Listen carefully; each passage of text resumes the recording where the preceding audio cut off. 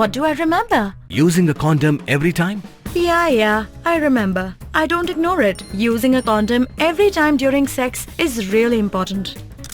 Wow, Ria is smart. Life will be safe for sure when condom is used always. Don't ignore, remember once more. UMDC ubadang sujab ningkong naka Voice of the People Party VPP na po langkar dam light kero constituency uba syambor lang renja henekas ngi arpasaw trik nailur ulah hiar shuki no kum Chief Executive Member CEM Jonga Khasi Hills Autonomous District Council KHADC. Kani kalawan long hadien baka Executive Committee balayalam daka VPP ha KHADC kadang syukunjo siya kanyo bnai Jonga jing syakri. Nga pentip syaphi banglai no nakakam ka bangabat kumu Chief Executive Member ke KHADC mentak arpasaw trik nailur arjar pesan.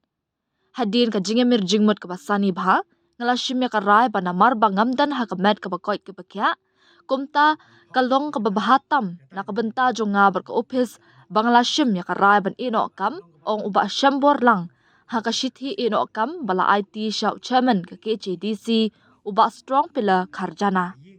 Na kalyang executive member ka KHADC but nong aiktin ka VPP uba Powell Soklen ulapan bana ba uba syambor lang renja ulah hiar shuki no na marka jingbam dan hakamet ka bakoit khiah.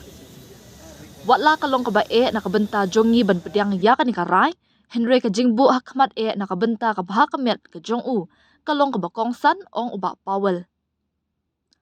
Ulapan tip ru ba ansa khot pelong shen ya kajingalang jo ka VPP Parliamentary Party banrai ke sinjam ke babot na kabenta banjit ya CEM batmai ke KHADC khnang ban penthi kana ya kajingai ban ha jing trekam habakeli uba Powell ulaong ngi shania pura ha jing start jo ka party bakan rai ya nongelam batmai ke KHADC laban kedo ba uba syambor lang ula syajit klem kanu kono jing persya kum CEM ke KHADC hak arfu pratrik rempang arjar pesan.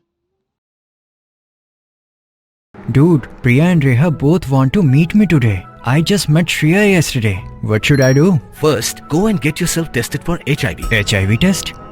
You have multiple casual relationships and unsafe sexual practices. So it is important to get tested for HIV. You are scaring me, bro. I'm not trying to scare you. I'm trying to make you aware. Having sex with someone without a condom carries the risk of HIV. Why are you always ignoring this? Do I have to remind you every single time? And yes, you seriously need to change your behavior. Okay, fine. I'm not ignoring it.